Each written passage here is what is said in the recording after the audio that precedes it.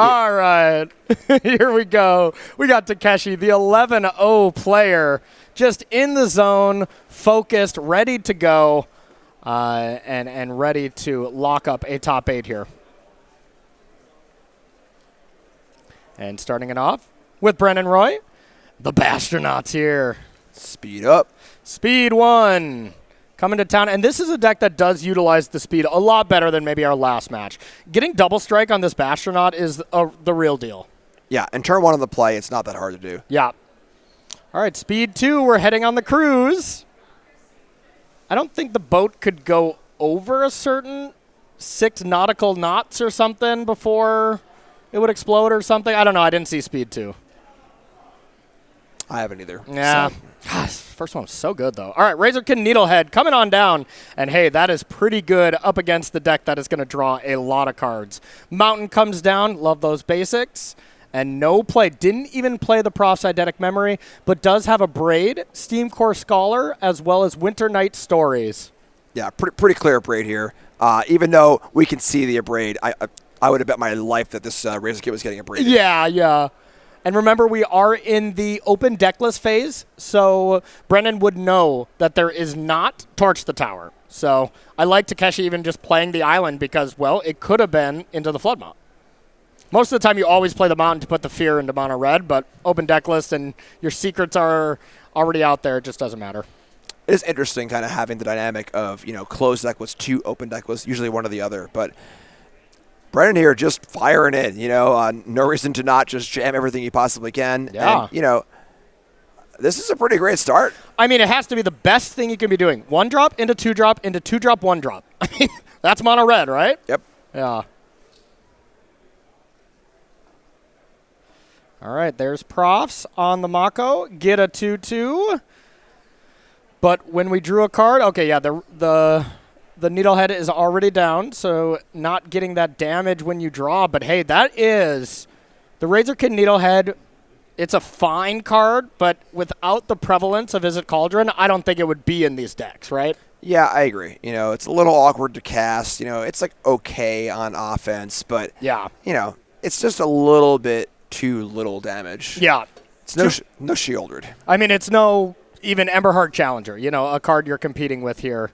For sure. So, but when you want to try to draw 7 cards in a turn and put 7 counters on it, if it comes with 7 damage, it's a little brutal. Screaming Nemesis joins the team, and wow, what a draw here from Brennan. Yeah, the hits just keep on coming. I am here for this. The only way this could be better is also a Burst Lightning, Oh my God. Wow, Jim. You have absolutely cursed Takeshi here. That was the best draw from Mono Red I have seen all weekend by a mile. Like just 1 drop into 2 drop, into 2 drop, 1 drop, into 3 drop, 1 drop, Hellbent. Yeah, they call me Jinx Davis for a reason. So the no one calls you that. You may wonder why on stream I do actually. I do it a lot. Oh, I'll really? say, okay. If I drew this card, I'm screwed. And then they draw it. But so you may wonder why the Burst Lightning went after the face, not the creature there. By Burst Lightninging pre-damage, the speed gets to max, and both creatures get double strike. So it actually ends up being more damage overall. And then the prowess on the Challenger as well to win combat. Really, really amazing spot. Wow, unreal. Okay. Speed 4. I don't think that movie's out yet, but what do you think Speed 4 would be? Golf cart couldn't go over 6 miles an hour? All right, Scholar comes down, becomes a 4-4 with 1 blue open. Into the Flood Maw could be available, and we'll see if that's enough. I think this is just lethal anyway, right? 2 Menace double strikers, 3/3. Yeah, because you would bounce the Nemesis if you even have a block there. Yeah. You bounce a Menace creature, but you can't block them. You just can't block in any viable way. I guess you can block the Okay. Yeah. All right.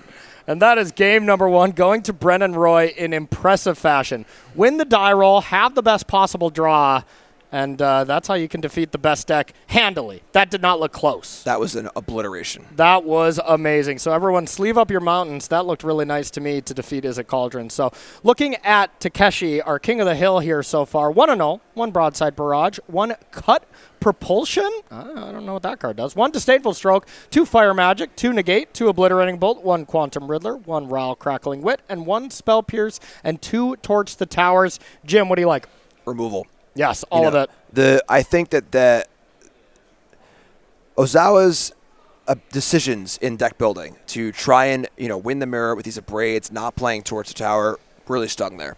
You know, if that abrade had been a towards the tower, that game looks a little bit different. Maybe still you lose that game as a draw was so good anyway. Yeah. But the cheap interaction is so important, and the flexibility of a braid is really nice when your opponent's playing artifacts, but not here. But sorry to interrupt you, Jim, but the counter argument is, hey, if that were torches throughout the other 11 rounds we had, maybe he wouldn't be in this position in the first place. But absolutely, for sure. But the being aware of those metagame shifts and be aware of, Red is doing quite well in this tournament. That could be a large reason why. So Torch's got to come in, Obliterating Bolt, removal spells, just get in these cheap kill spells. Do not let the game snowball out of control like that. Yeah, Jim and I argue on a lot of things. Final Fantasy versus Lord of the Rings, best deck versus blue-white control. The one thing we both agree on is these really awesome metagame shifts where, oh, hey, people are doing this now, so now I should do Y. People are Xing now I want to be doing Y. Those kind of things on a week-to-week basis, watching those shifts are just something we both absolutely love. That's what makes competitive Magic beautiful. Exactly. It's these subtle little shifts here and there, and then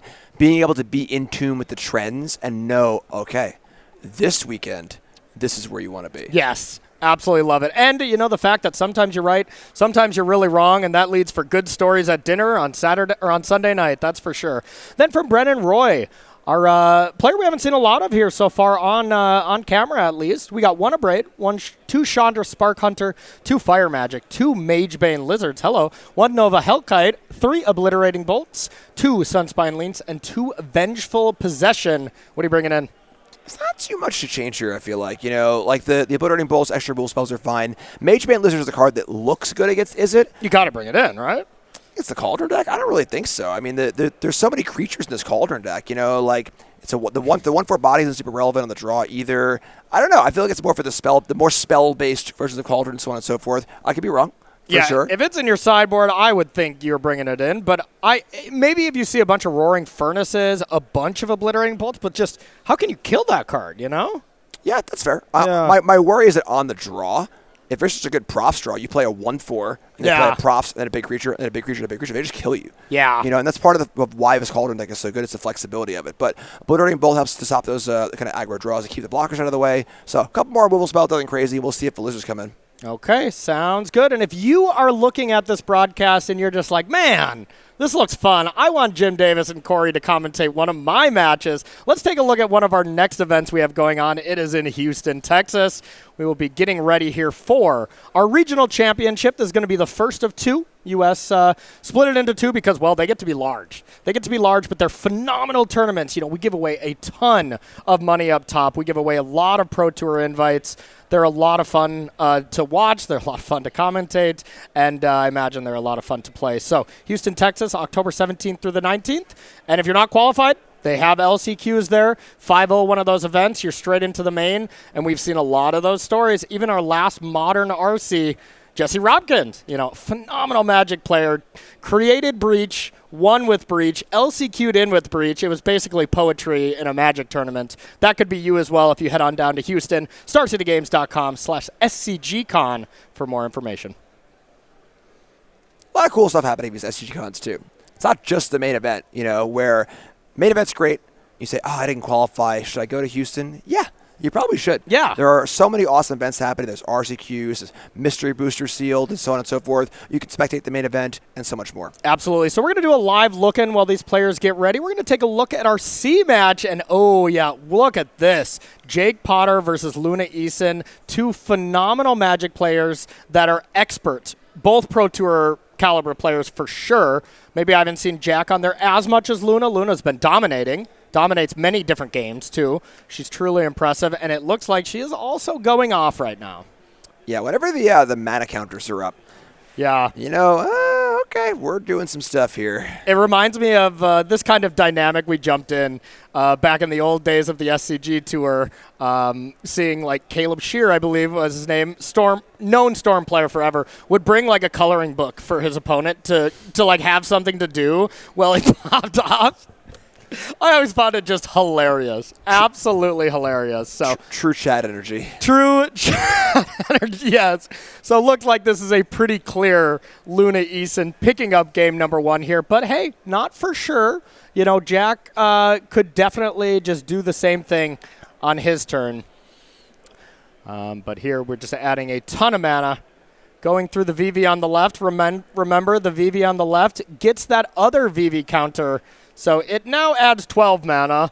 And, yeah, this is the power of the deck. Yeah, somebody stop the damn match.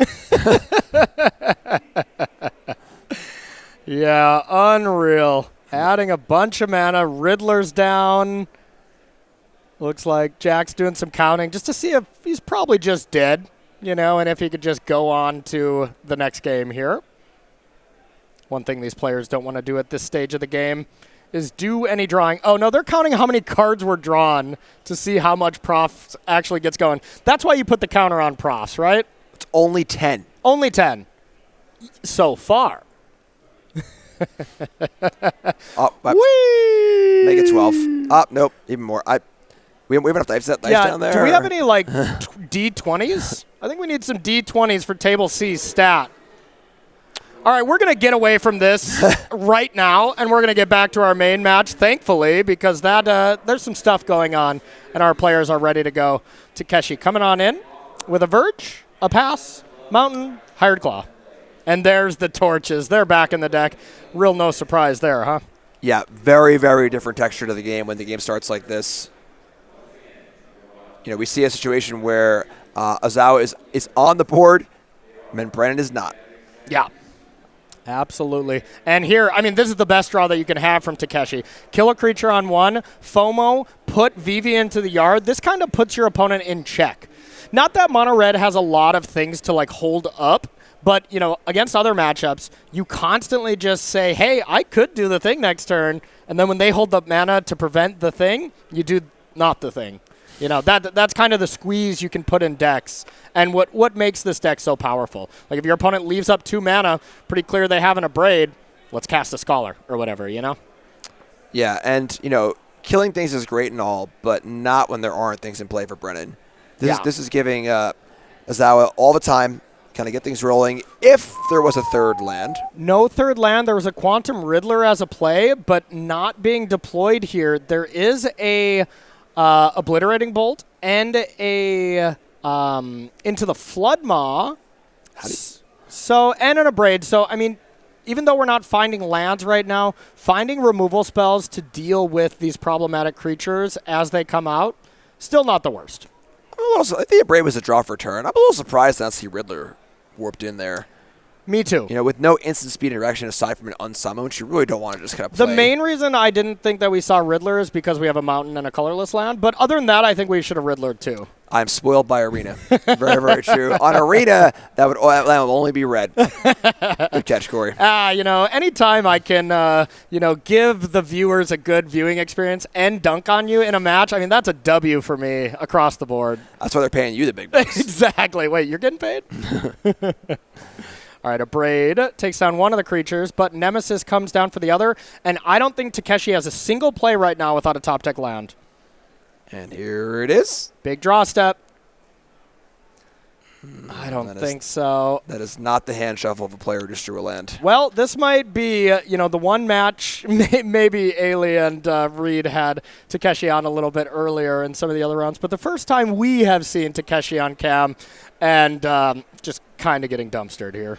It's us. Yeah, we are cursing. To be fair, though, Takeshi, Ozawa fans out there, Takeshi's looking great in this tournament. Still going to be in first place no matter what after this, even if we don't find a land. Yeah, that's part of the benefit of, starting off so strong. Your tiebreakers are going to be unbelievable. Unbelievable, yeah. So if you take a late loss or two and you kind of get into murky waters, your tiebreakers should be able to buoy you up and keep you safe. Yep, and that is all because if you take those losses early, everybody you start beating drops from the tournament. That doesn't increase your tiebreakers at all. So just generally, you want to be winning early and losing late.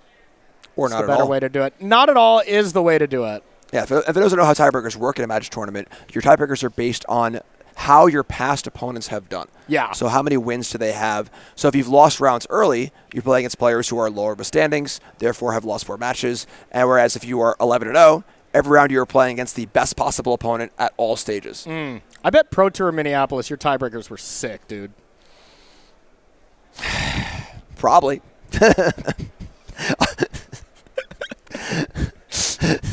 Twice in a broadcast. Okay, that's cool. That's cool. Yeah.